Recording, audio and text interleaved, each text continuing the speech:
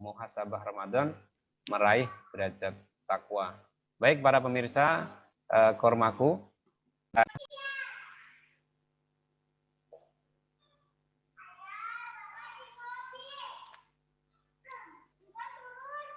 Assalamualaikum warahmatullahi wabarakatuh.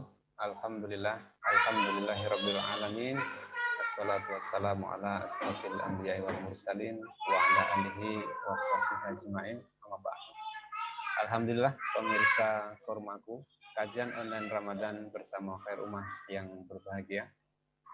Alhamdulillah pagi hari ini, pagi menjelang siang ini, Kormaku kembali hadir menyapa Anda semuanya.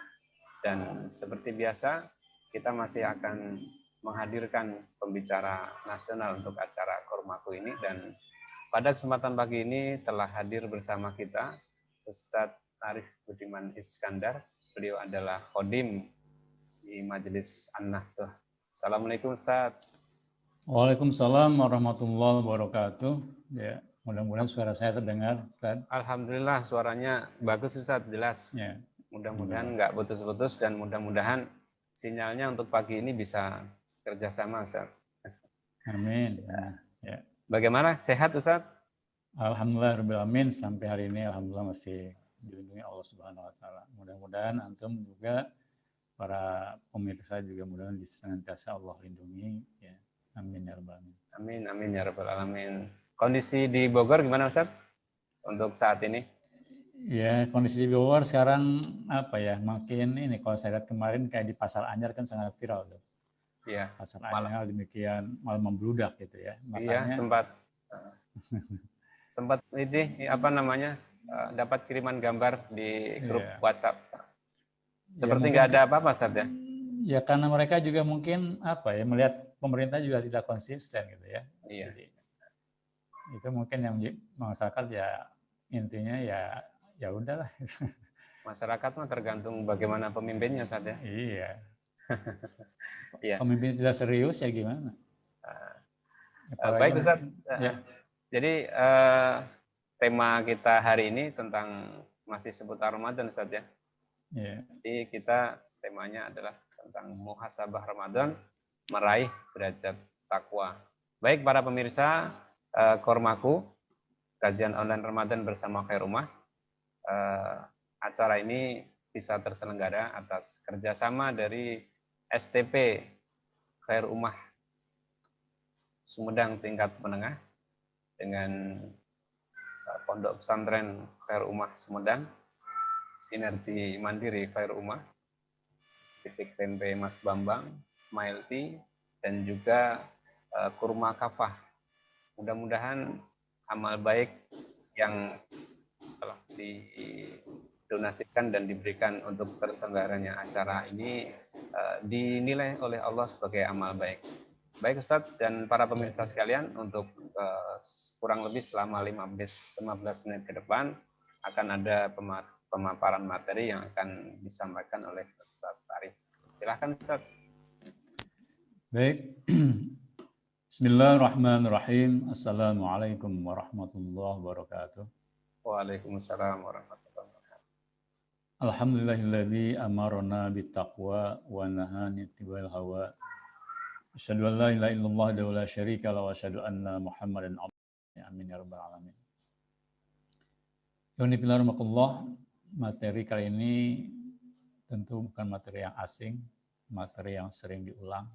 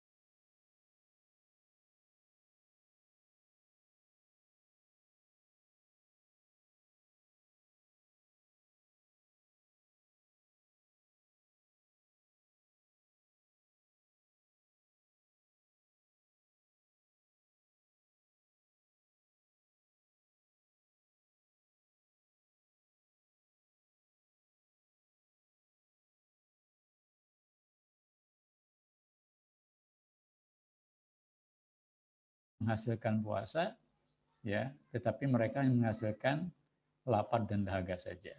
Nah, ini sekilas bertentangan, tapi sebetulnya tidak. Amin ya rabbal alamin. Yunifillah, materi kali ini tentu bukan materi yang asing, materi yang sering diulang, khususnya di bulan Ramadan.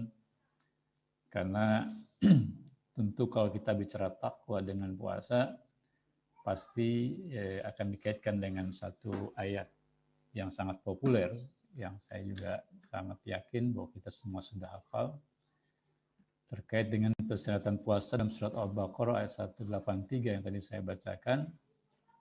A'udzubillahi minasyaitonirrajim, ya ayyuhalladzina amanu, wahai orang beriman, ya, kutiba alaikumusiyam, telah diwajibkan, ya, atas kalian berpuasa.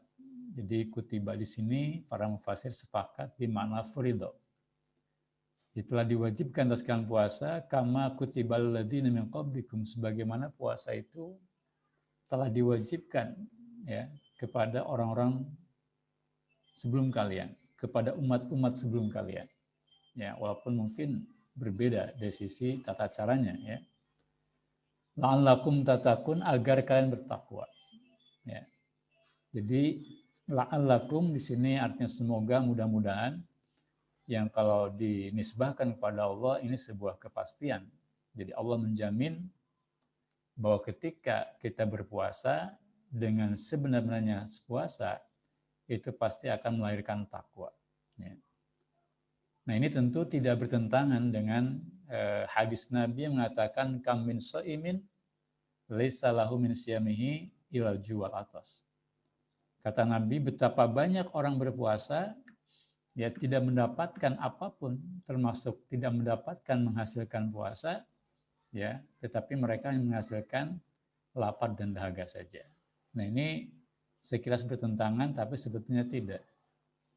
Nah, karena apa? Karena syarat puasa yang menghasilkan takwa tentu adalah ketika puasa tadi betul-betul bukan sekedar menjaga diri dari makan dan minum, dari berhubungan suami istri, tetapi yang penting adalah bagaimana menjaga dari segala hal, dari segala dosa, kemaksiatan, ya, yang tentu bisa merobek puasa sebagai perisai, ya, sebagai junnah.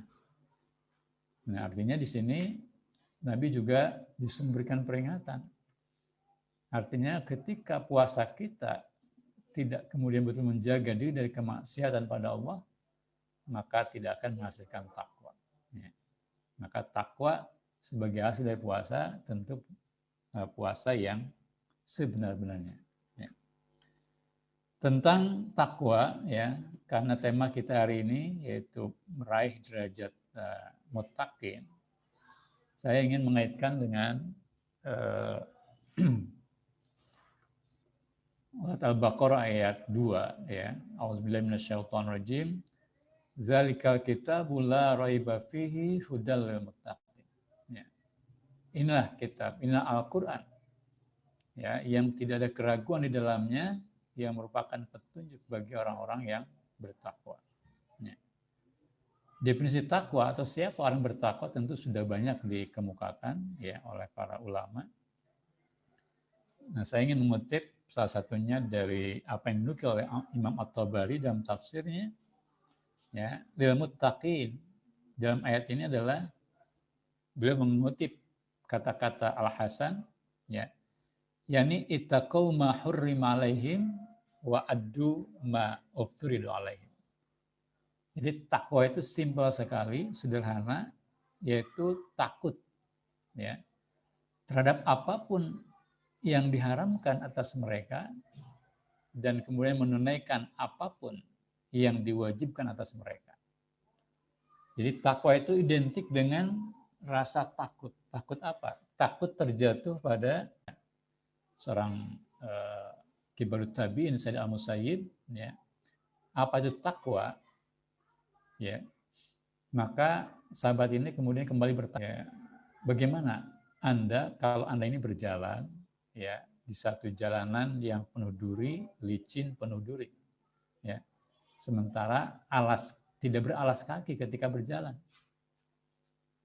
Nah tentu kata sang penanya, saya akan hati-hati, ya, karena sekali terpeleset maka kaki saya akan terluka. Gitu. Maka itulah takwa, rumus kepada dosa, sekecil apapun dosanya.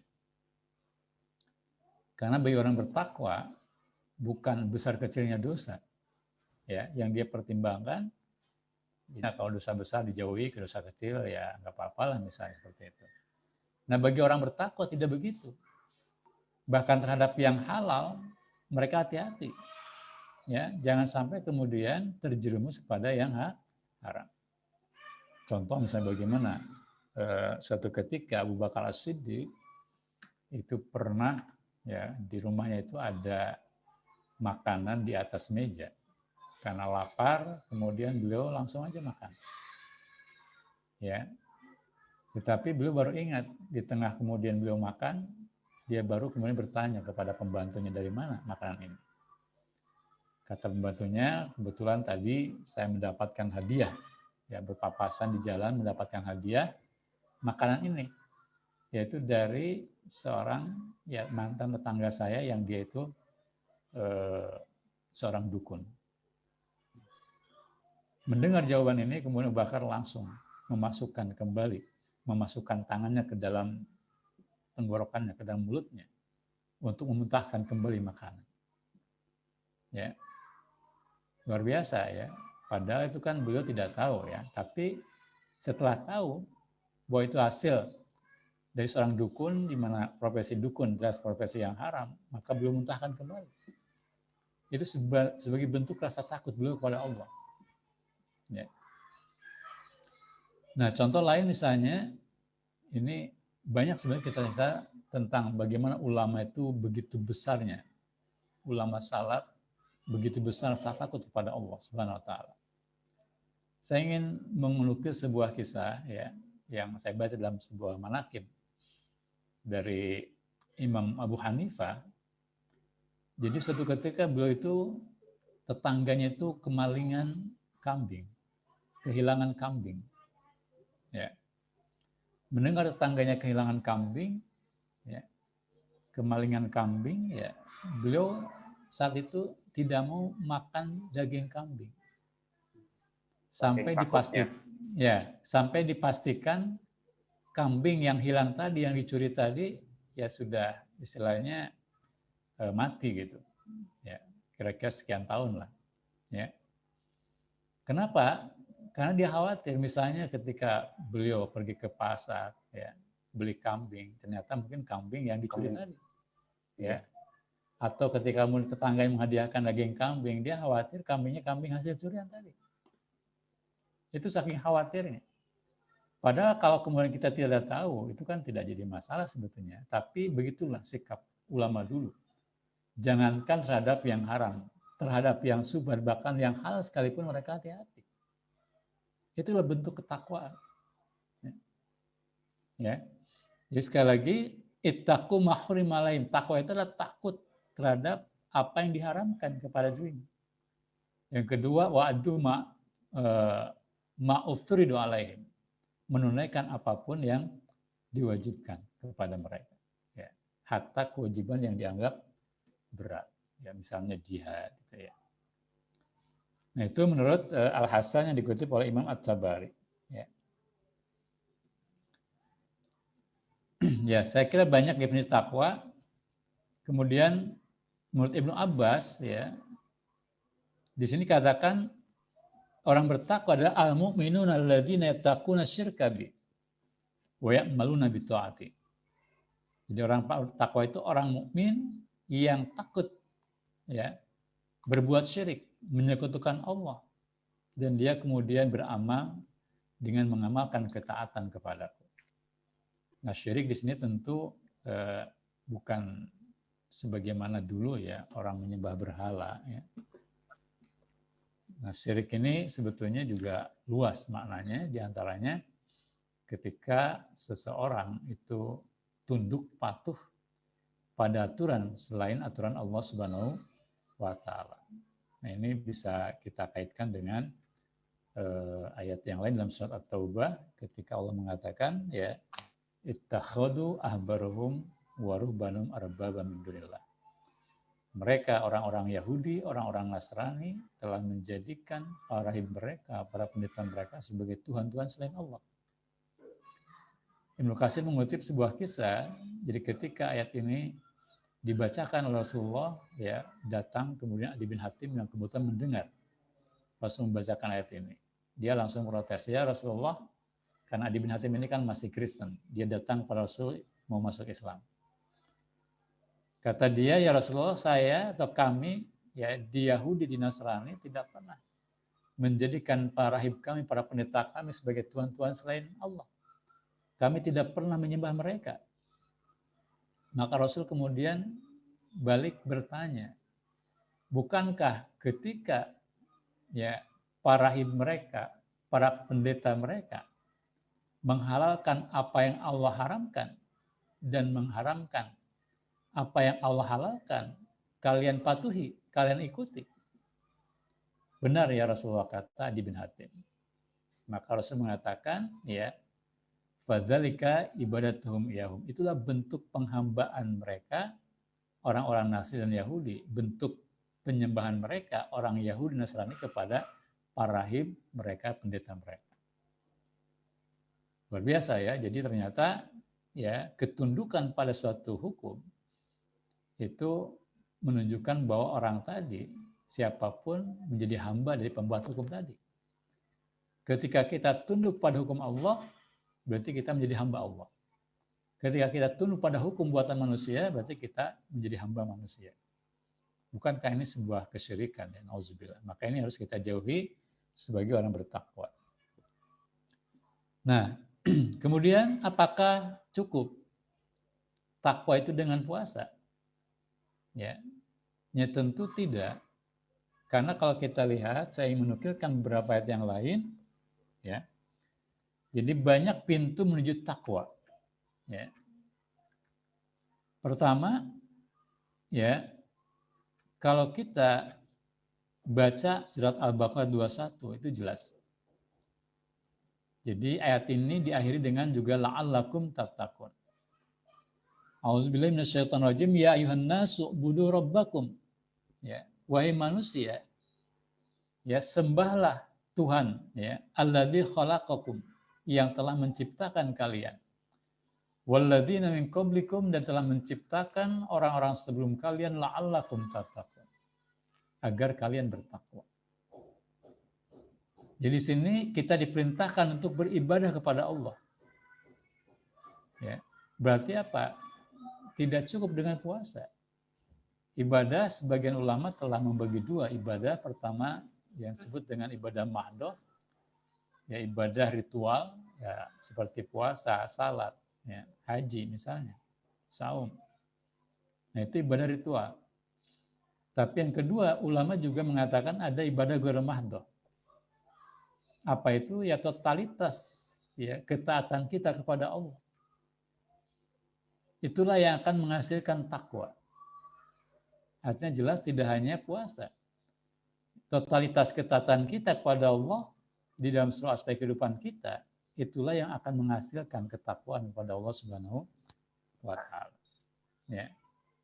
Apalagi kalau kita kaitkan dengan makna ubudiyah, kalau saya mengutip pernyataan dari Imam Ja'far As-Shadiq, ya, ada 3 setidaknya ciri dari ibadah penghambaan kepada Allah. Pertama adalah, kata Imam Ja'far, ya seorang hamba menyadari bahwa apa yang ada pada dirinya itu bukan miliknya, tapi milik tuannya. Ya. Seorang budak di masa lalu menyadari ketika dia menjadi sebagai seorang hamba, apapun yang ada pada dirinya bukan miliknya. Bahkan dirinya pun milik tuannya. Dia tidak bisa ngapa-ngapain, tidak punya kuasa. Karena yang berkuasa adalah Tuhan. Begitupun kita mengaku. Jadi di sini disebutkan kata-kata kutiba bimana furido. Jadi sama dengan tadi kutiba alaikumus syiyam, di sini kutiba alaikumul qisas. Bimana furido. Nah di ayat 179-nya itu juga sama. Walakum fil qisasi ya hayatun yaulil albab la'allakum tattaqun. bagi kalian dalam hukum kisos itu ada kehidupan. La'allakum tattaqun, agar kalian bertakwa. Ternyata pelaksanaan hukum kisos juga ya tentu dengan pelaksanaan hukum-hukum yang lain, hukum hudud yang lain, itu juga diharapkan dengan itu akan menjadi orang-orang yang bertakwa. Ya. Maka sekali lagi berarti tidak cukup dengan puasa. Di sini kita harus kemudian melaksanakan totalitas penghambahan kepada Allah. Dalam ayat ini juga pelaksanaan hudud. Ya. Dan di sini hudud tentu tidak bisa dengan individu masing-masing.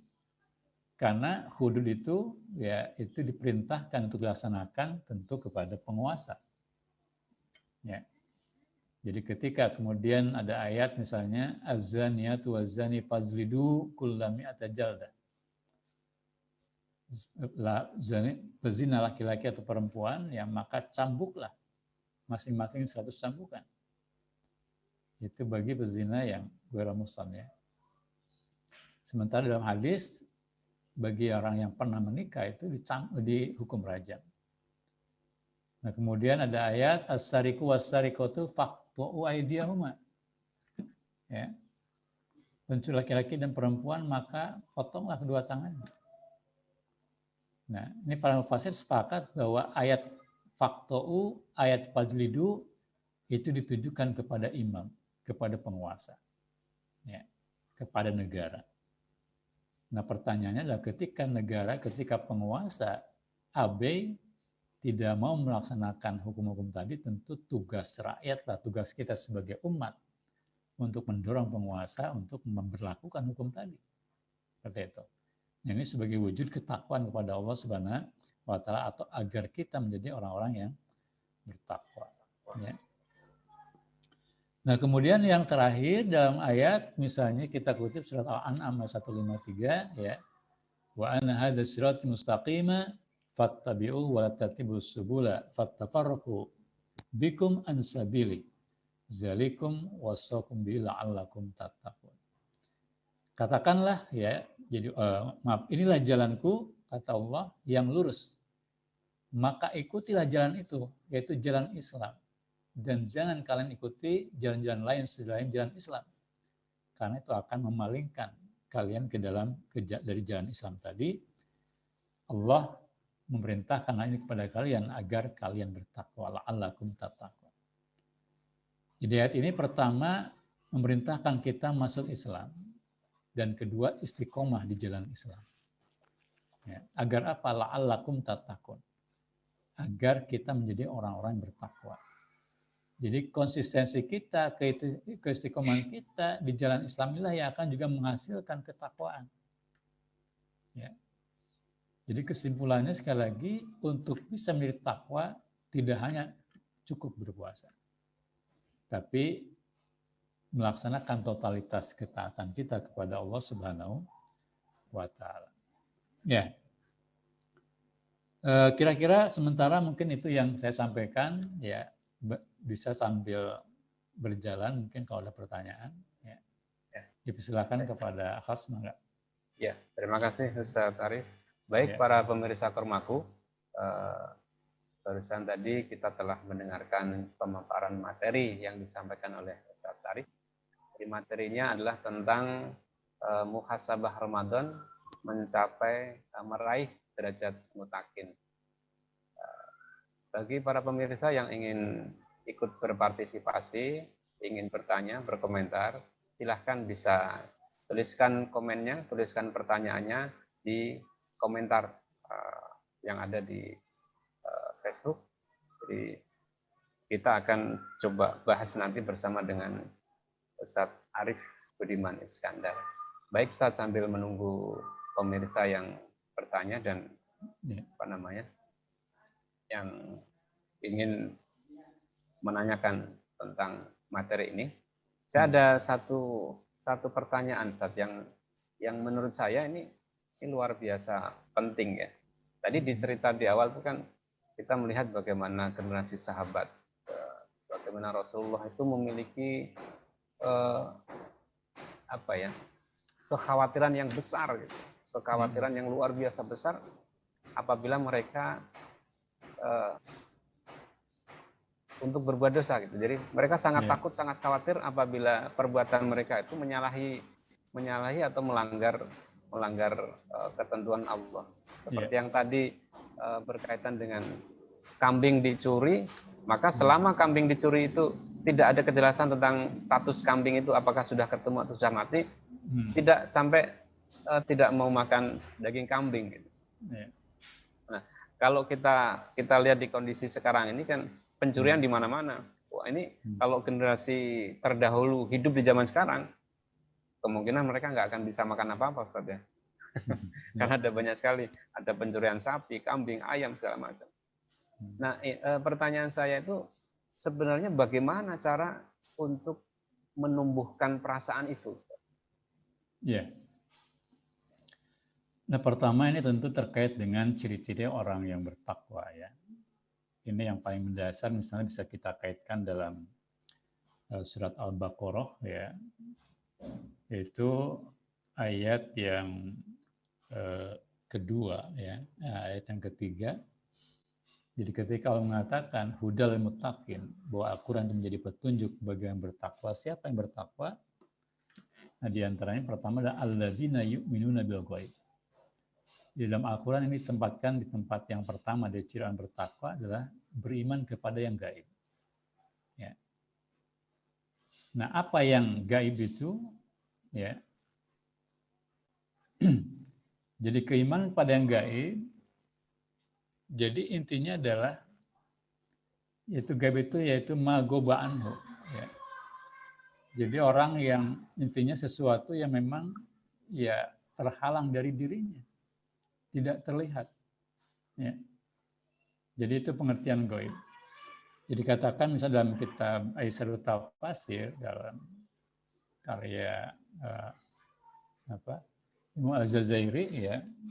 Jadi yu'minuna bil ghaib yusaddiquna tasdiqan jaziman likulli ma huwa ghaiba. Ya. La yudraku bil hawas.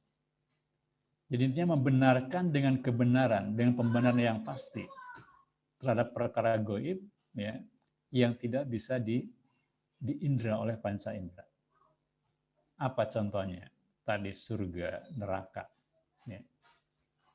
Jadi kalau orang yakin, seyakin-yakinnya membenarkan surga neraka, itu pasti akan berefek ya pada perilakunya.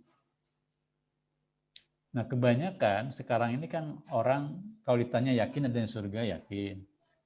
Yakin ada yang neraka, yakin. Tapi keyakinan ini keyakinan yang tidak menghujam ke dalam kalbu ya, sehingga tidak berpengaruh terhadap perilaku perbuatan. Nah, beda dengan ulama dulu. Ya. Ketika disebutkan ayat-ayat tentang neraka, mereka sangat gemetar. Ya, ketakutan. Karena khawatir mereka justru menjadi ahli neraka.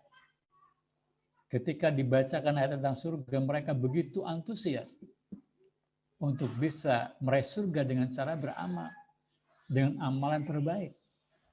Ya. Contoh bagaimana misalnya ini, kan generasi ulama dulu itu luar biasa ya.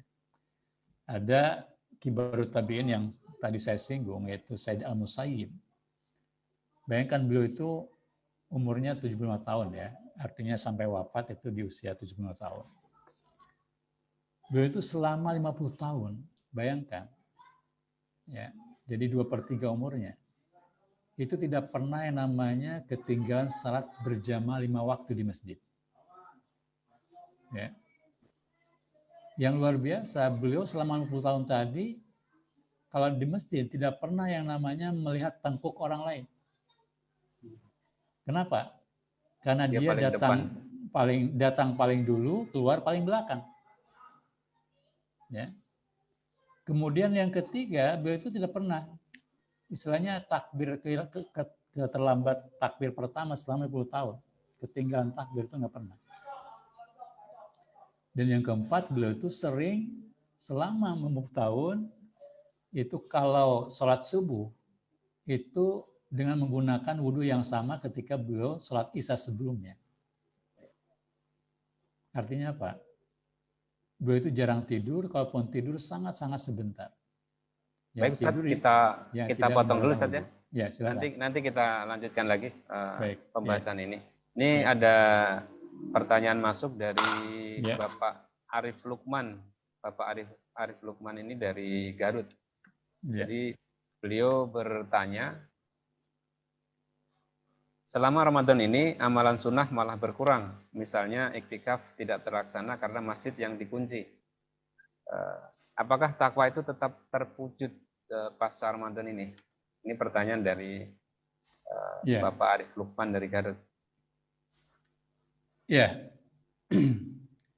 Jadi terkait dengan seolah-olah kita itu apa istilahnya dalam kondisi wabah ini berkurang ya.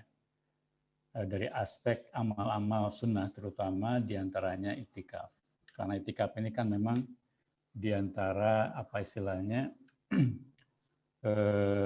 amalan yang luar biasa ya, amalan yang apa istilahnya tentu juga sangat ditekankan oleh Rasulullah, dan Rasul sendiri selama Ramadan itu 10 malam terakhir itu selalu beriktikaf ya, selalu kemudian melaksanakan iktikaf gitu ya. Bahkan menjelang di tahun wafatnya sampai 20 hari beliau iktikaf ya. Dan itu kemudian diikuti juga oleh para istri beliau setelah wafat beliau. Ya, tetapi kalau kita lihat ya di sini ya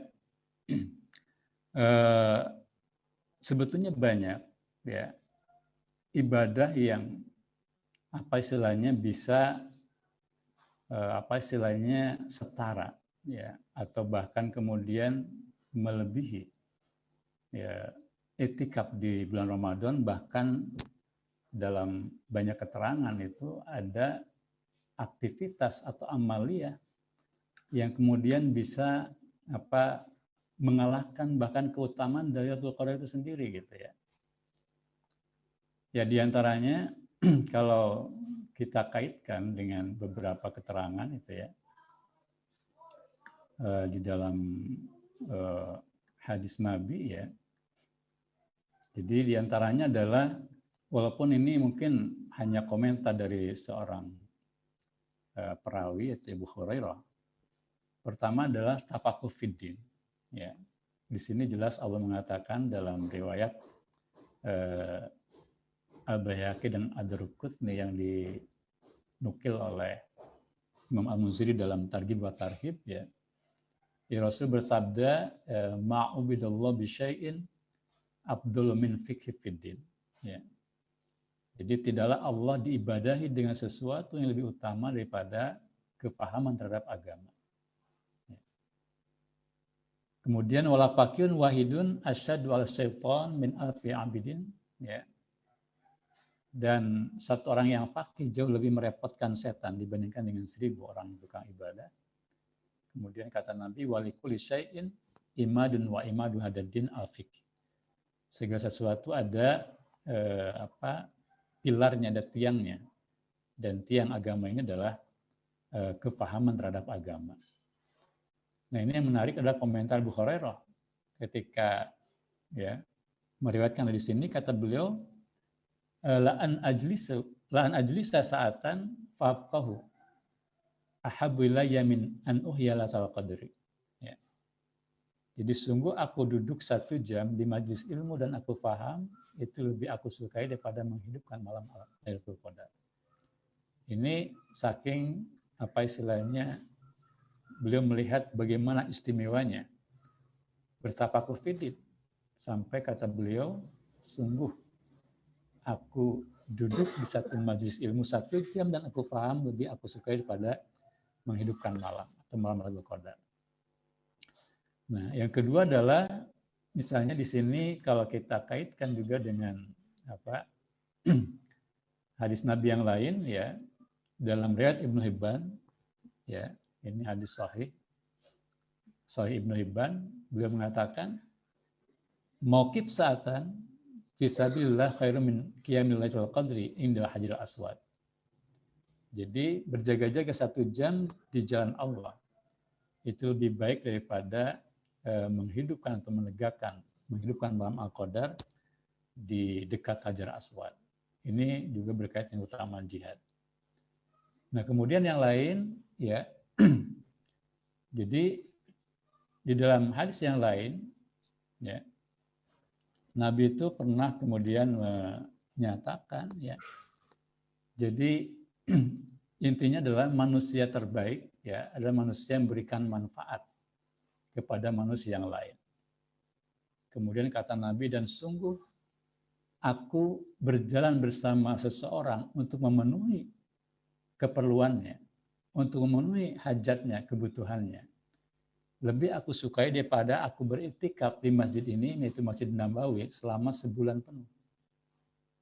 Ya, kita bisa bayangkan beriktikaf di Masjid Nabi, sholat di Masjid Nabi itu kan sama dengan 1 rakaat, sholat itu sama dengan 1000 rakaat di masjid yang lain, ya, kecuali di Masjid Haram. Tetapi ini ternyata seolah-olah kata Nabi, ya, masih kalah hebat dibandingkan dengan memenuhi kebutuhan hajat orang yang membutuhkan dengan membayarkan utangnya misalnya, dengan menghilangkan rasa laparnya kata Nabi. Ya, saya kira hari ini justru, ya, ada aktivitas yang menurut saya bisa dalam tanda kutip sebagai pengganti dari etika. Apa itu? Yaitu kita, ya, menolong orang lain, memenuhi kebutuhan orang lain, melepaskan kesulitannya dengan membayarkan utangnya, menghilangkan rasa lapar. Dan hari ini itu terjadi, hari ini banyak kemudian saudara-saudara kita yang justru sedang dalam keadaan membutuhkan. Ketika hari ini dampak wabah itu, ya, ada yang kemudian pengangguran, kehilangan pendapatan, bahkan ada kelaparan. Itulah yang justru menjadi wasilah bagi kita meraih keutamaan bahkan melebihi iktikaf, ya.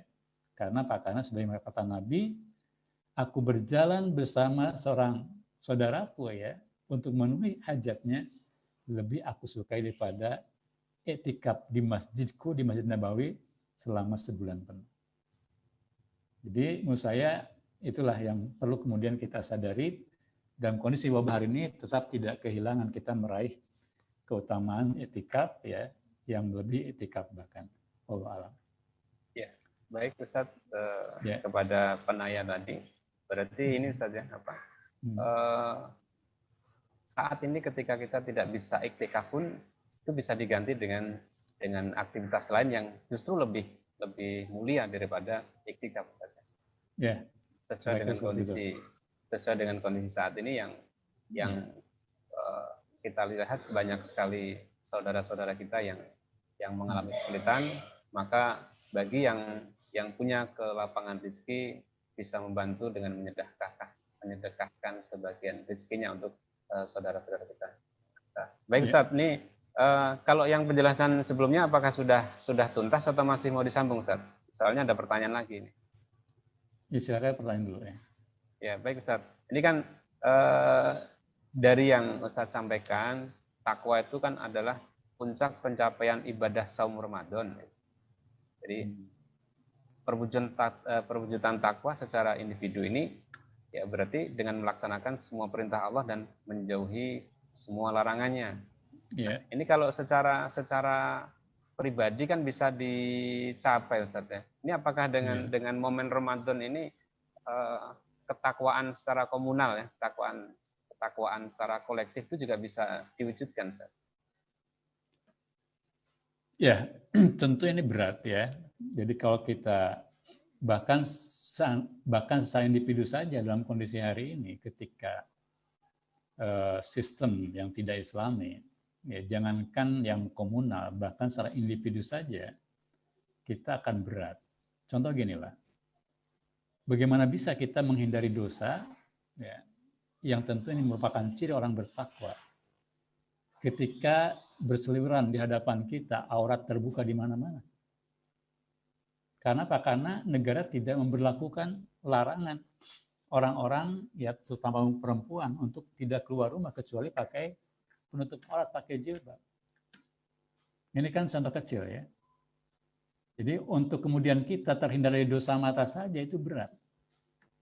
ketika negara tidak memberlakukan syariat Islam yang mewajibkan wanita-wanita muslimah khususnya ketika keluar rumah memakai jilbab, ya, memakai penutup aurat. Apalagi dalam konteks sekarang lebih besar, ya, ketakwaan yang bersifat kolektif tadi.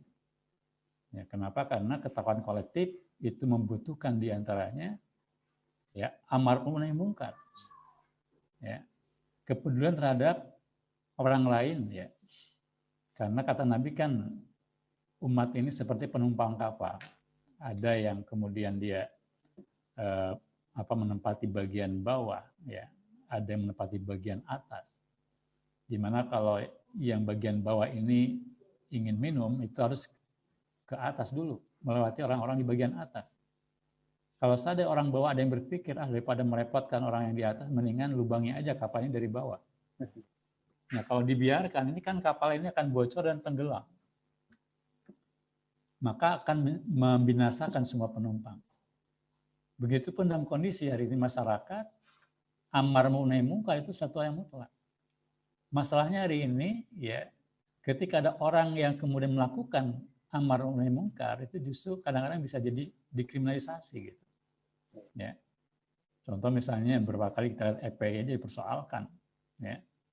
Ketika istilahnya menutup tempat-tempat maksiat, ya, misalnya selama Ramadan, ya, bahkan ya tadi karena kemaksiatan dilegalkan. Gitu. Yang lebih penting dari itu sebetulnya adalah penegakan hukum, pembelakuan syariat Islam. Ya. Karena selama syariat Islam tidak ditegakkan, tentu akan berpeluang orang-orang melakukan kemaksiatan. Ya. Contoh misalnya bagaimana kemudian hari ini yang namanya riba, ini salah satu dosa besar kan itu sudah menjadi budaya. Bahkan sekarang itu di kampung-kampung itu ada yang disebut kalau di tempat saya itu bank emok, ya. Kalau dulu itu bank keliling gitu ya, rentenir. Nah itu udah merambah ke kampung-kampung. Dan ini kan tidak bisa dicegah. Kenapa? Karena negara sendiri adalah pelaku riba, melegalkan riba. Ya. Jadi nggak bisa kemudian orang bertakwa ketika di tengah-tengah mereka banyak peluang untuk berbuat maksiat karena negara memang tidak memberlakukan sanksi yang tegas. Negara tidak melarang, bahkan melegalkan kemaksiatan ini. Maka jelas bahwa sini perlu peran kita untuk terus berdakwah, berjuang, mendorong penguasa untuk menerapkan syariat Islam, karena itulah totalitas, menjadi bentuk totalitas ketakwaan kita kepada Allah Subhanahu wa Ta'ala. Yaitu berlakunya syariat Islam secara kafah. Kira-kira seperti itu, Ustaz, ya? Ya, baik. Berarti untuk mencapai ketakwaan yang kolektif, ketakwaan yang komunal itu ada syaratnya, Ustaz, ya. Jadi harus istilahnya kondisi lingkungannya, kemudian harus ada penguasa yang menerapkan aturan-aturan Allah untuk bisa membuat agar ketakwaan kolektif ini bisa terwujud gitu, Ustaz, ya. Yeah. Baik, Ustaz, ini melanjutkan obrolan yang tadi. Nah, kita coba sambil menunggu pemirsa yang bertanya, kita coba untuk ini, Ustaz. Jadi ini masih tentang mewujudkan ketakwaan kolektif ini. Jadi saya memang agak penasaran, Ustaz, ya. Sebenarnya ketika kita membayangkan, ya, karena kita belum pernah merasakan zaman ketika hukum Allah itu diterapkan, ketika kita masih memiliki penguasa Muslim, yaitu seorang khalifah yang menerapkan hukum Islam. Kita hanya membaca dari literatur tentang bagaimana luar biasanya pelaksanaan kehidupan sehari-hari, tentang bagaimana penguasa yang sangat melindungi warganya, masyarakatnya, bahkan termasuk orang-orang kafir yang hidup di bawah naungan penguasa Muslim, di bawah naungan kekhilafahan pun mereka juga dijaga, darahnya juga dijaga. Ini kalau misalnya saya ini dan juga mungkin para pemirsa yang lain juga saat ini melaksanakan ibadah saum, ibadah puasa, ini kira-kira nih, Ustaz, apa sih sebenarnya bedanya menjalankan puasa di zaman sekarang ini yang ketika aturan Allah tidak diterapkan dengan menjalankan puasa ketika ada aturan Islam. Jadi ketika penguasa itu menjalankan Islam. Adakah ini akan berpengaruh juga terhadap pencapaian ketakwaan individu atau bisa sebenarnya ketakwaan individu yang saat ini kita peroleh ketika penerapan aturan Allah itu tidak atau belum diterapkan itu bisa tetap tercapai dengan maksimal, Ustaz? Iya, yang pasti ya kalau kita lihat tentu hari ini sebetulnya banyak peluang ya, artinya amal-amal soleh yang bisa kita lakukan di tengah puasa dalam sebuah sistem yang seperti sekarang. Ya. Kalau dulu ya tentu ketika syariat Islam diterapkan, ya apa istilahnya tidak ada yang namanya perjuangan menegakkan syariat Islam. Ya karena syariat Islam sudah tegak. Paling-paling ketika ada penyimpangan terhadap syariat, itulah yang dilakukan adalah amal nahi mungkar. Ya.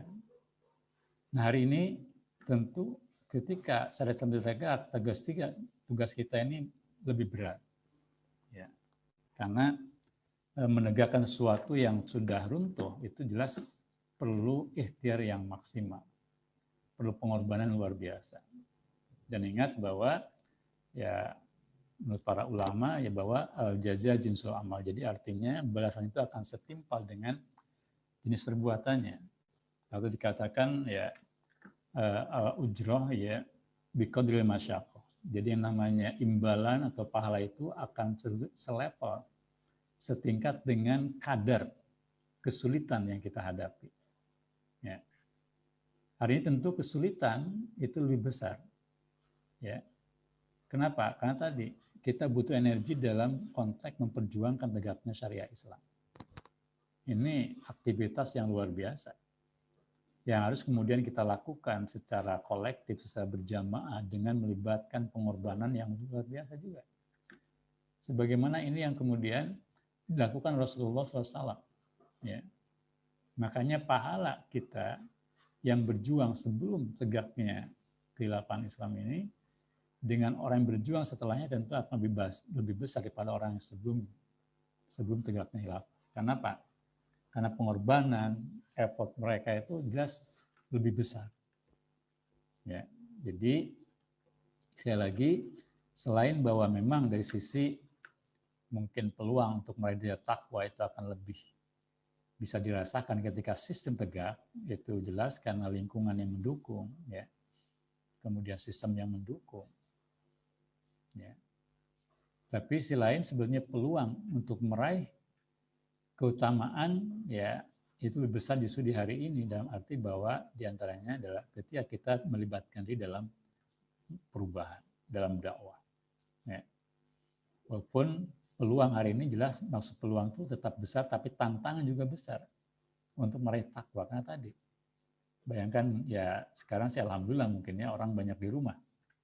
Tetapi ketika orang kemudian sering di luar rumah, pasti yang namanya debu-debu maksiat, dosa seperti dosa melihat aurat misalnya itu akan bisa kecipratan juga.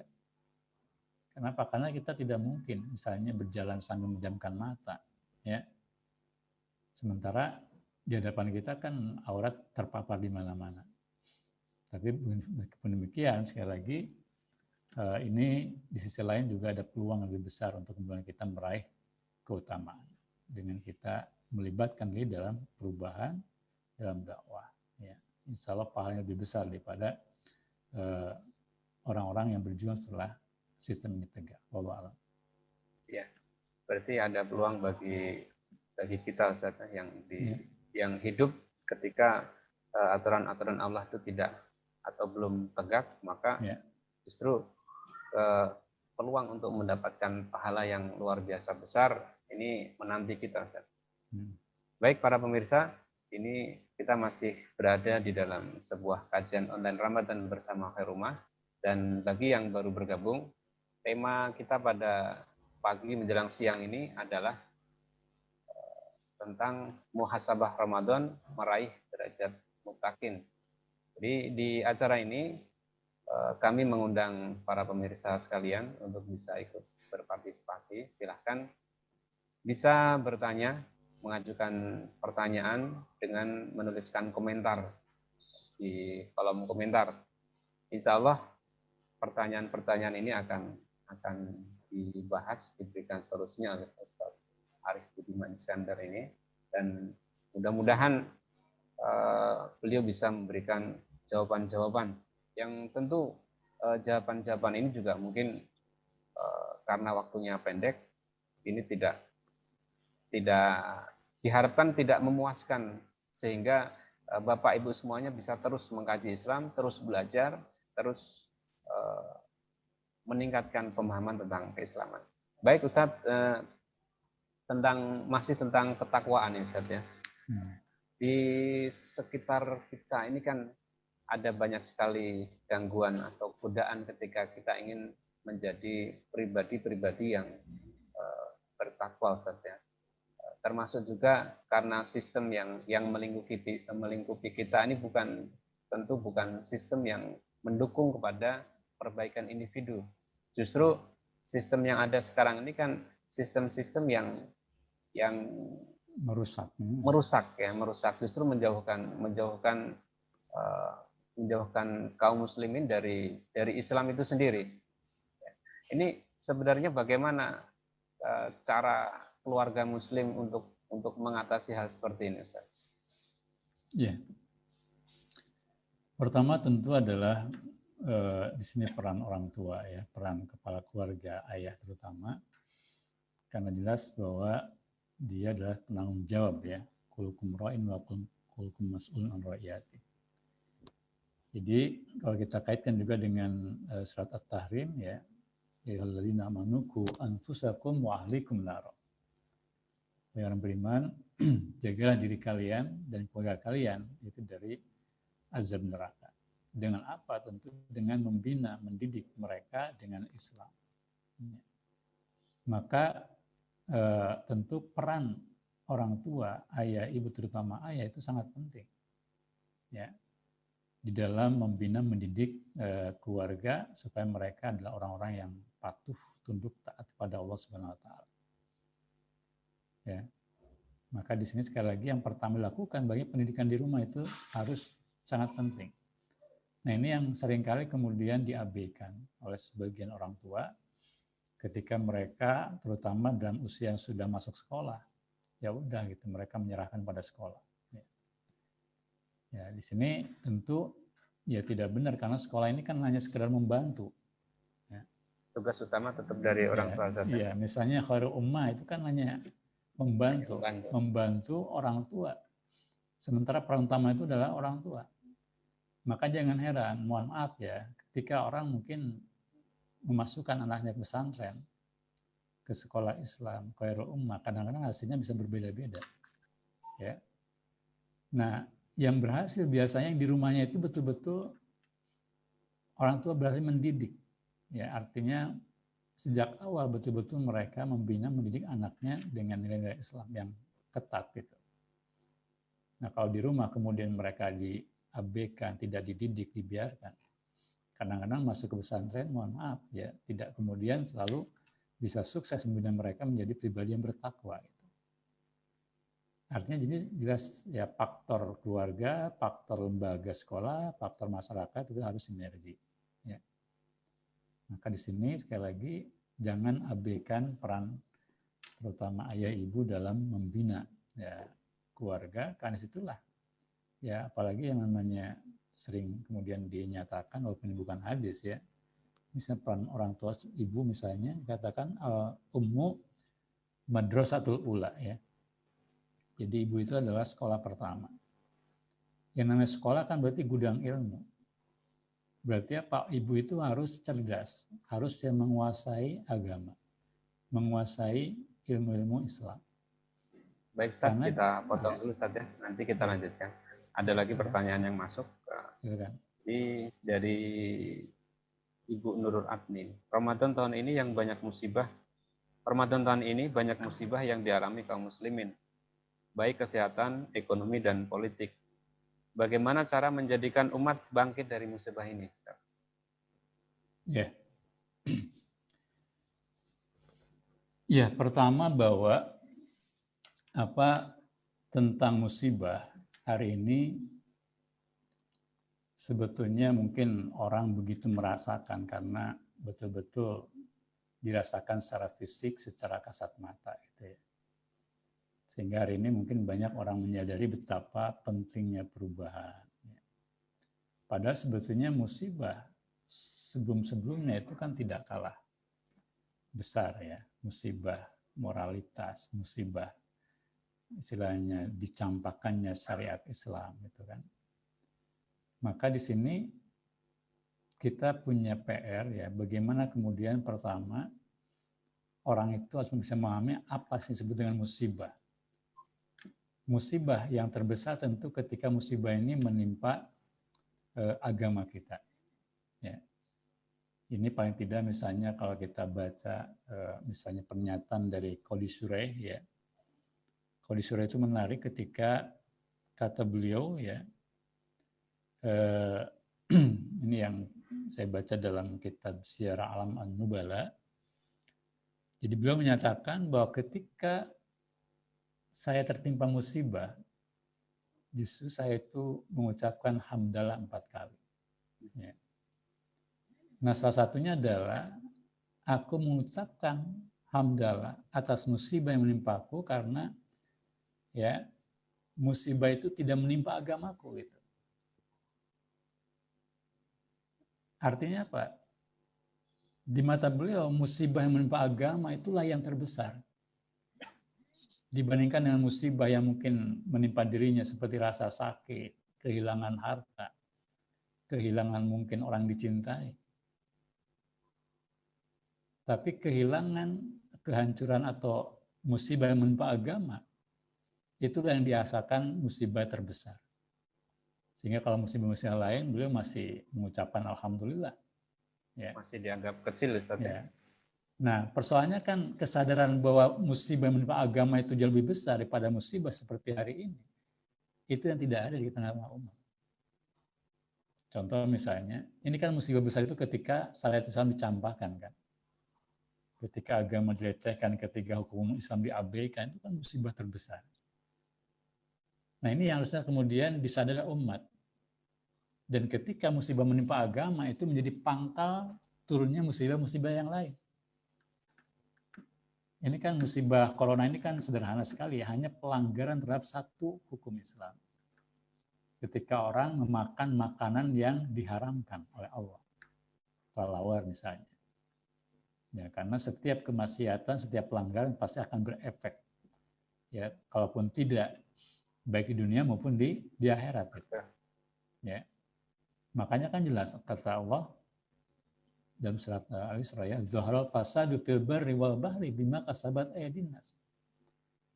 Jadi telah nyata kerusakan yang terjadi di muka bumi ini ya, itu justru karena ulah atau kemaksiatan manusia. Jadi kerusakan yang terjadi termasuk wabah ini diantaranya karena penyimpangan dosa manusia. Ya, itu menghasilkan bencana seperti hari ini. Jadi betul-betul musibah lahiriah seperti sekarang ya kerusakan yang terjadi. Secara ekonomi adanya pengangguran, adanya kemaksiatan, adanya kriminalitas, hancurnya moralitas. Ya, adanya kemiskinan itu kan sekali lagi awal mulanya pangkalnya itu musibah yang menimpa agama ini. Ya, karena agama ini kan fungsinya untuk bisa memperbaiki urusan dunia dan akhirat.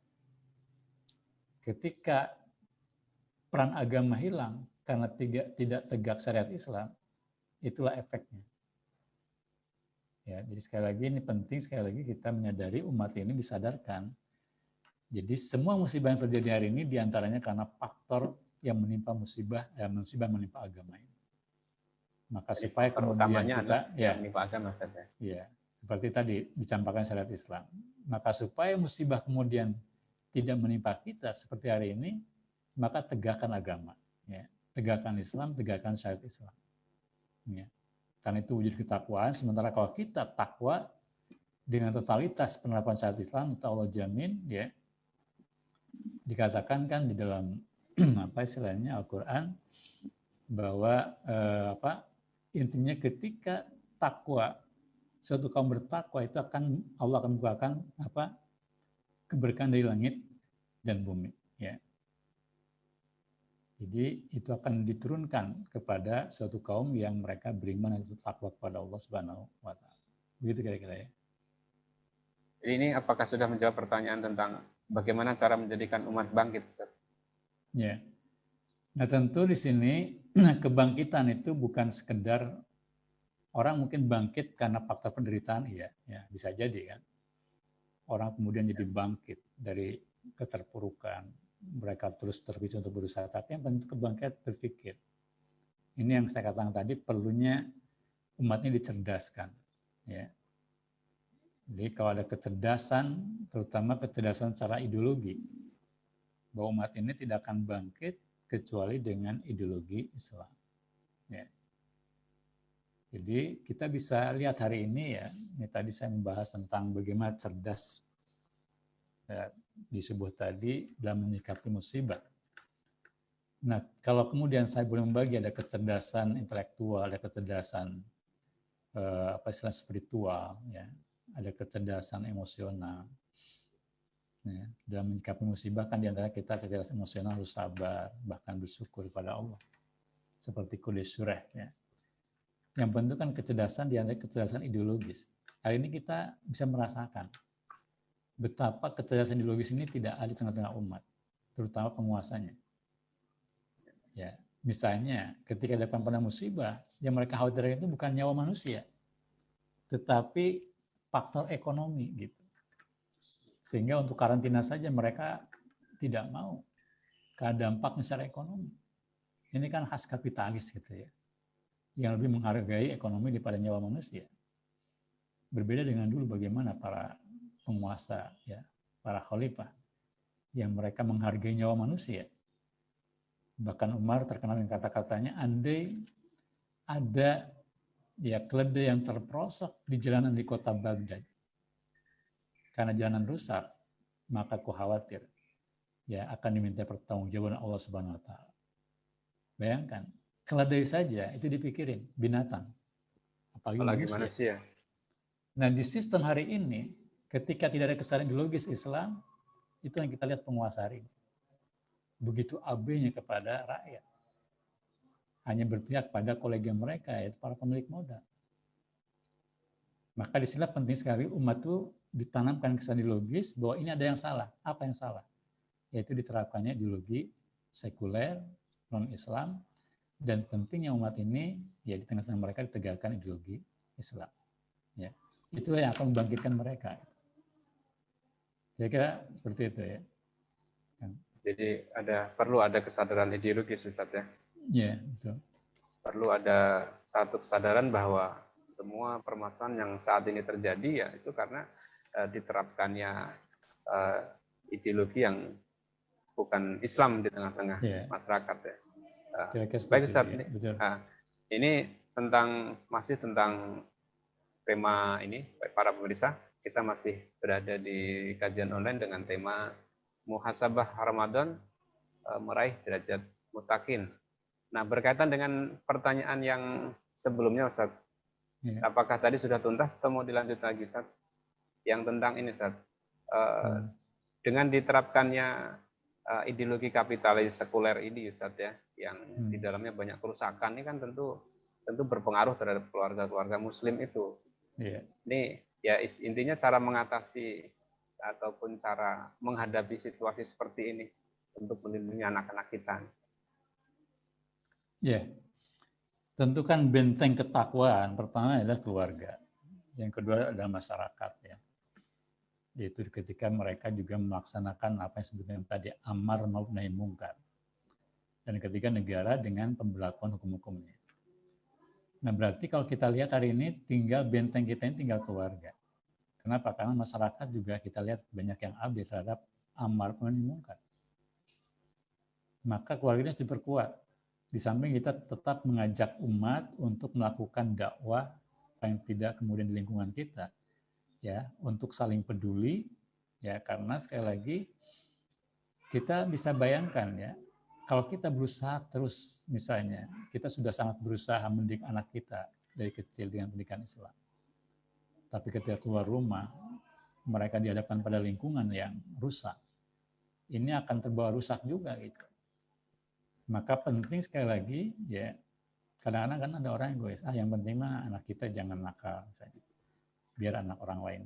Padahal anak orang lain itu bisa jadi malah pengaruh anak kita. Maka artinya apa? Kita juga harus peduli terhadap pendidikan anak-anak tetangga kita, lingkungan kita. Kalau mereka berbuat salah, misalnya nakal tadi, ya kita juga peduli untuk menguruskan anak-anak ini. Ya. Jadi pertama keluarga, ya itu benteng yang hari ini kita bisa harapkan. Yang kedua kita bisa mengajak masyarakat untuk terlibat sama-sama dalam mempengaruhi, membentuk lingkungan yang Islami dengan cara mereka diajak untuk peduli terhadap kondisinya ya dengan melakukan amar ma'ruf nahi munkar. Dan yang ketiga ini dalam konteks ya jangka panjang, walaupun mungkin mudah-mudahan kita segera ya kita terus berjuang mendorong penguasa untuk menerapkan syariat Islam ya, untuk menegakkan sistem yang Islam. Saya kira itu ya secara umum, secara global penjelasan yang kita bisa lakukan hari ini. Begitu Kang. Ya. Baik, kembali lagi mengingatkan kepada para pemirsa Kormaku, kita masih di acara Kormaku kajian online Ramadan bersama dengan Ustadz Arif Budiman Iskandar, dan tema kita pada siang ini, pagi menjelang siang ini, masih di muhasabah Ramadan, menggapai atau meraih derajat muttaqin. Baik Ustadz, ini berkaitan dengan tema ini nih. Ini kan sebenarnya masih banyak sekali ya hal-hal yang perlu dibahas, dan juga banyak masyarakat juga masih bingung sebenarnya dengan kondisi yang ada saat ini. Bingung bisa jadi karena memang kurang apa ya, jadi kurang baiknya kepemimpinan yang saat ini diterapkan di tengah masyarakat. Kemudian masyarakat juga di satu sisi mendapatkan informasi-informasi yang keliru tentang Islam itu sendiri, sehingga kebanyakan di tengah masyarakat itu masih ada ya sebagian masyarakat yang justru takut dengan Islam, Ustaz. Jadi saya kadang masih bertemu dengan orang-orang yang demikian takutnya justru dengan agamanya sendiri, Ustaz ya. Ini kondisi seperti ini seperti apa nih, Ustaz?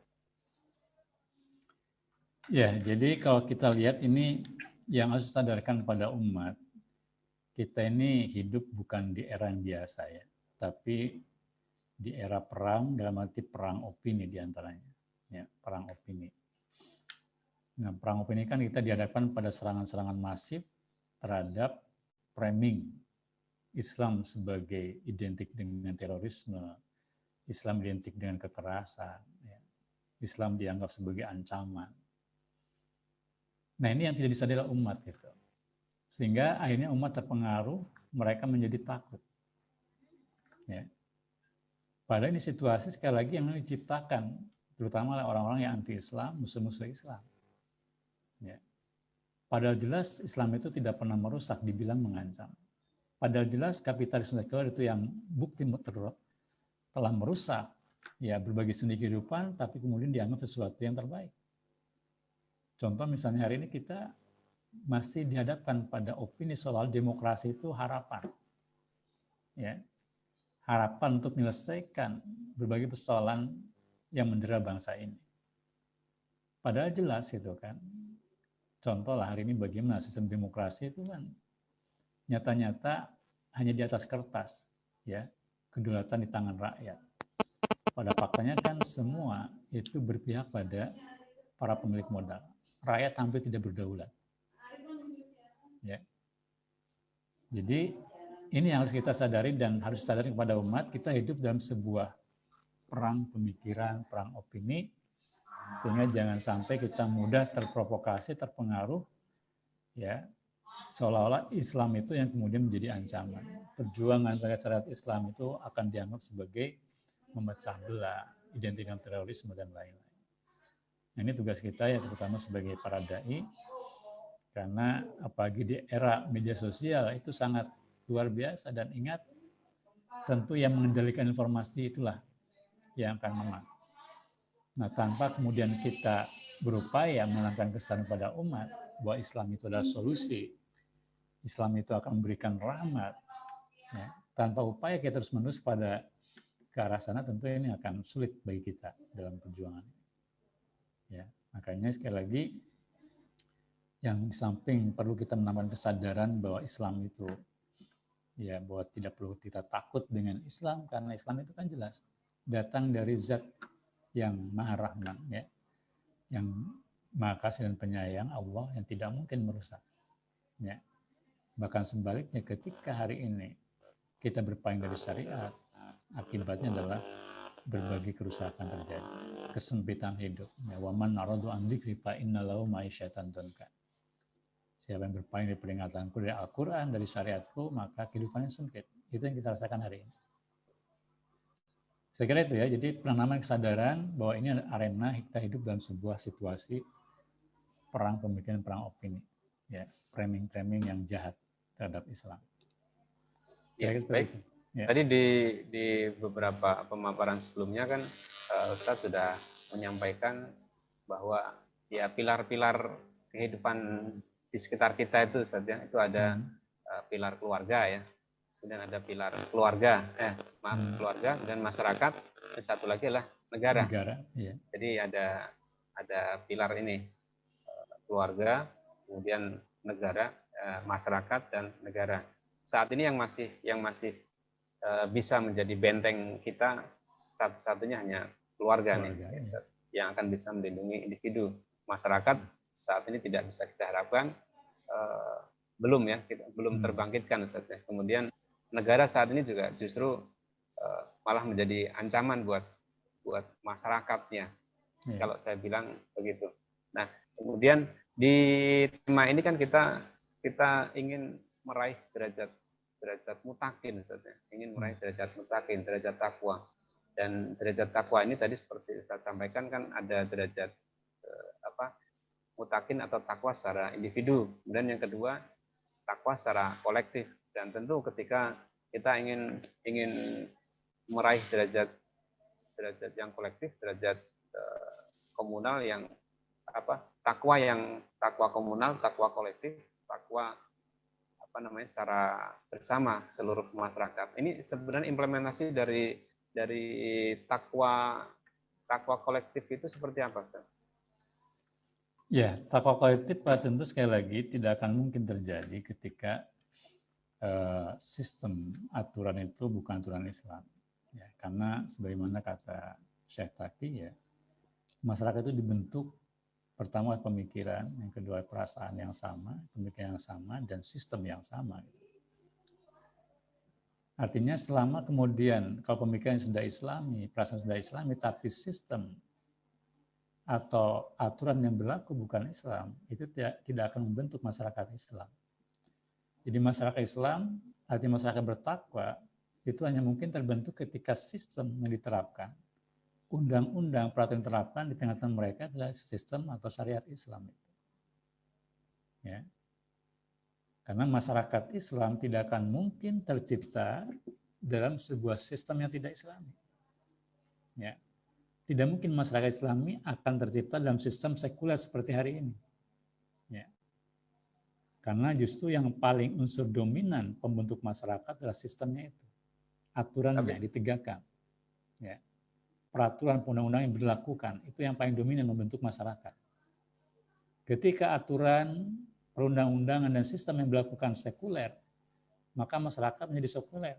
Walaupun sebagian individunya mungkin dia betul-betul berusaha meraih ketakwaan. Ya. Tapi kan Ustaz, di sekitar kita kan masyarakat bukan hanya beragama Islam saja, Ustaz. Jadi ada Kristen, ada Hindu, Buddha, itu gimana Ustaz? Apakah Islam ini juga tetap bisa diterapkan untuk mereka, Ustaz?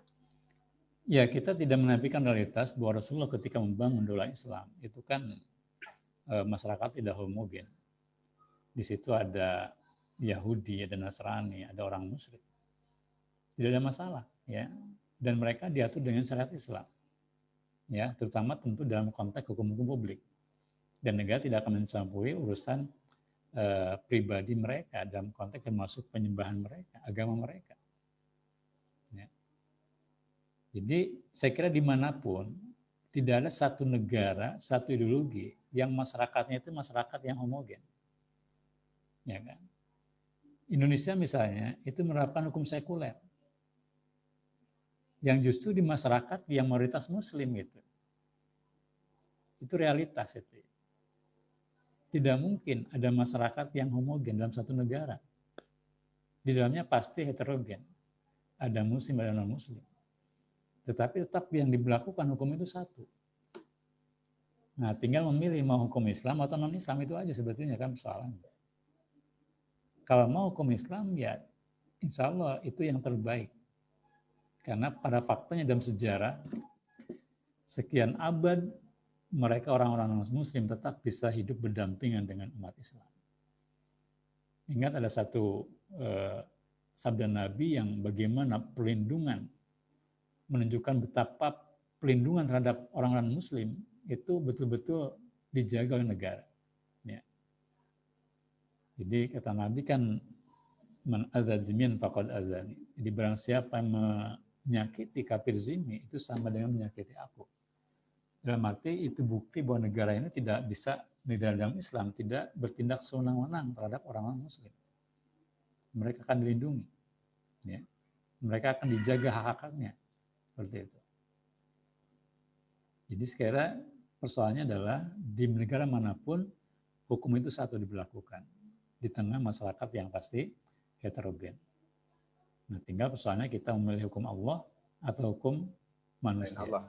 Ya, sementara Allah mengatakan apa hukma jahiliyat yagun wa man asan hukma minallah, ya, liqaumi yuqinun.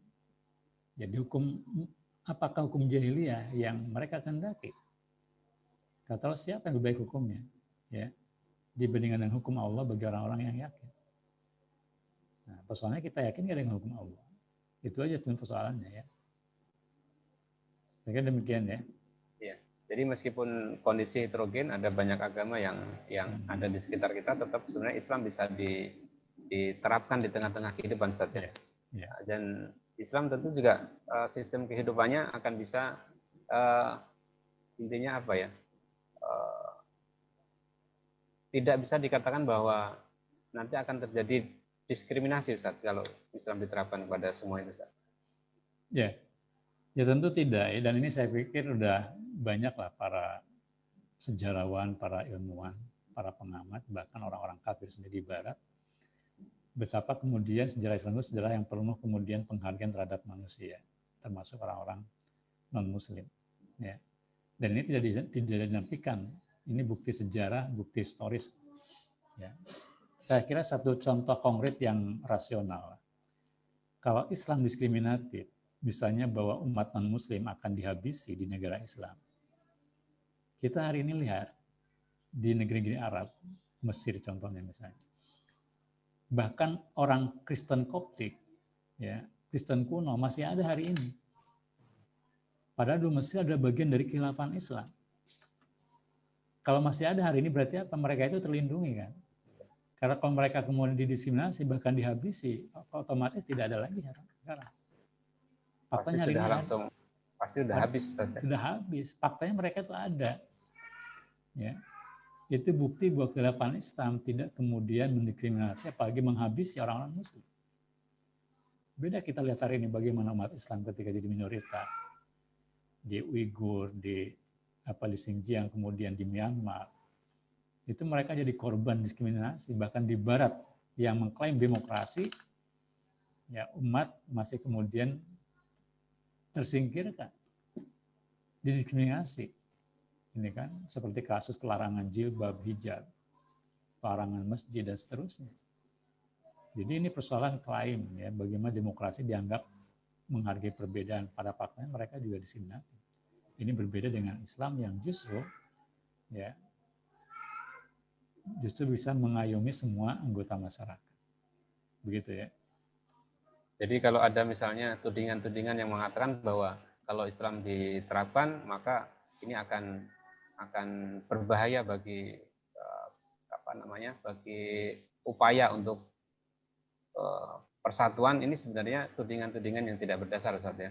Hanya sekedar tudingan yang disampaikan oleh musuh Islam saja.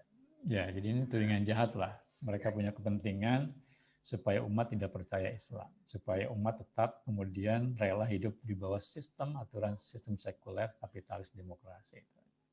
Ya, baik Ustadz, ini waktu juga sudah hampir habis, 5 menit lagi waktu kita akan segera habis. Ini barangkali Ustadz bisa menyampaikan sedikit ulasan tentang materi kita hari ini, Ustadz, ringkasan ataupun kesimpulan terkait dengan yang tadi telah kita bahas. Silakan, Ustaz.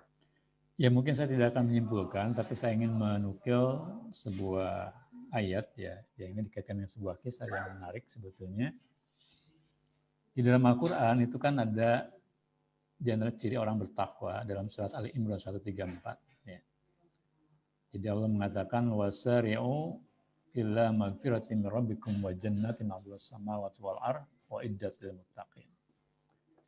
Jadi bersegeralah ya kalian menuju ampunan Allah ya Tuhan kalian dan surga yang luasnya seluas langit dan bumi yang disediakan bagi orang bertakwa.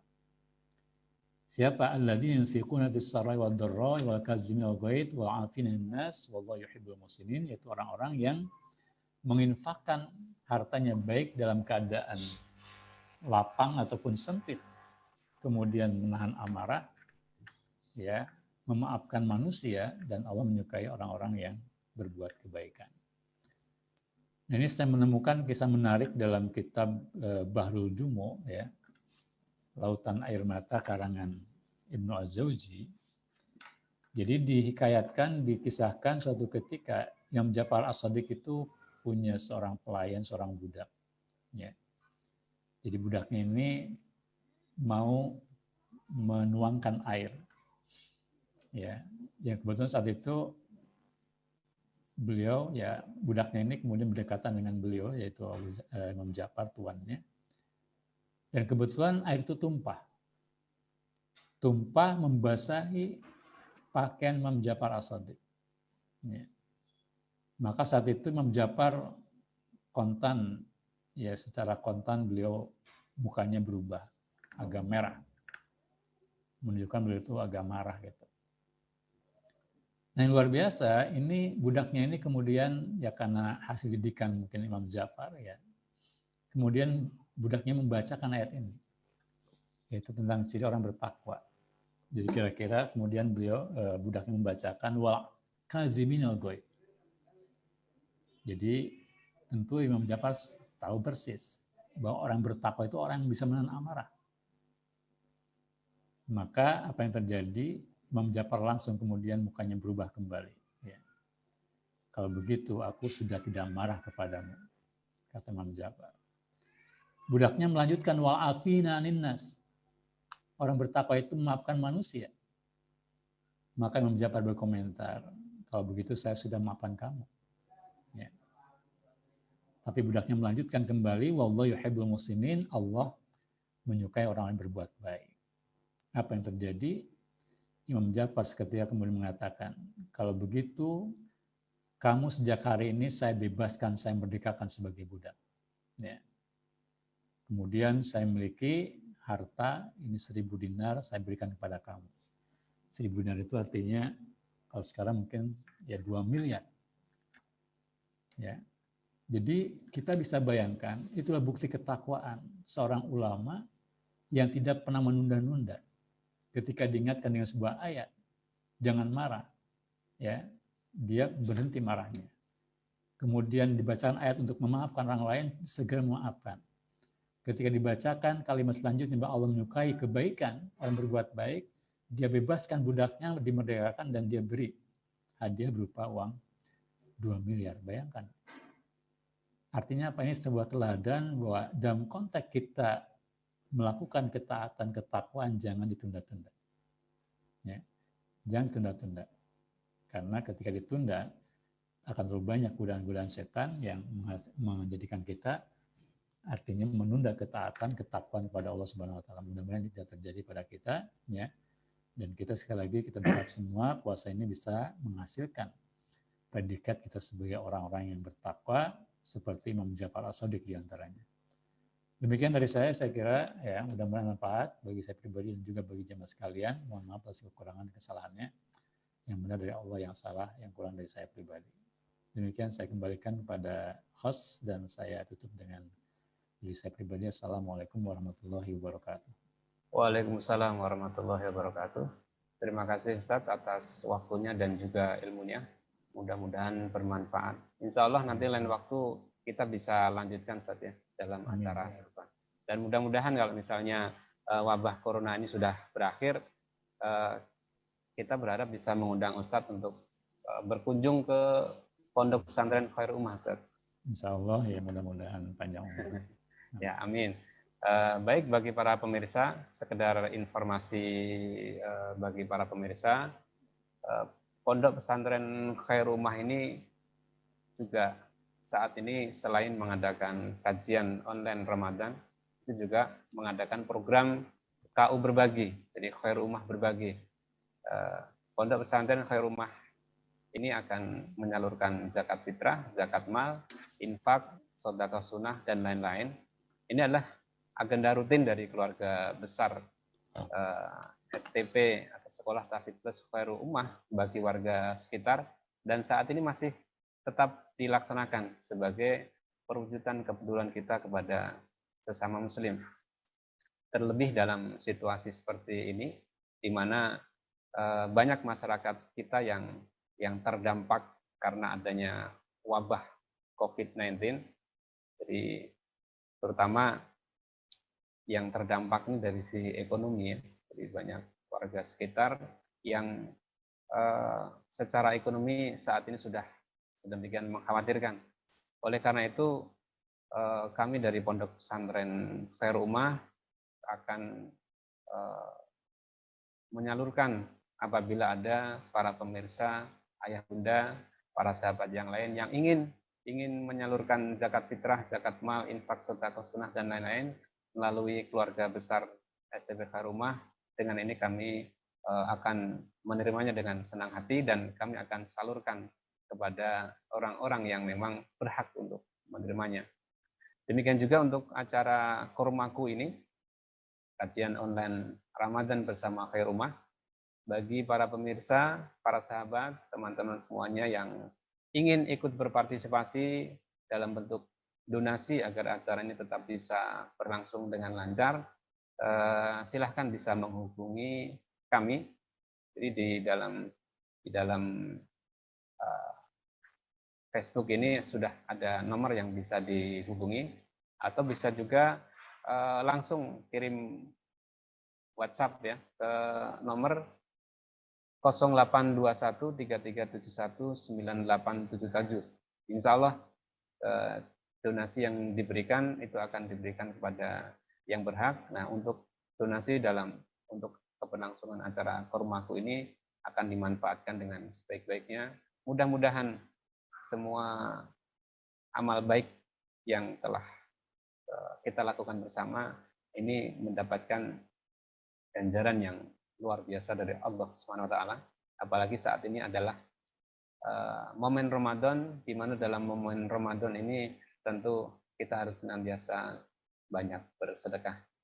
Demikian acara pada siang hari ini sudah berakhir. Terima kasih atas perhatian para pemirsa Kormaku semuanya.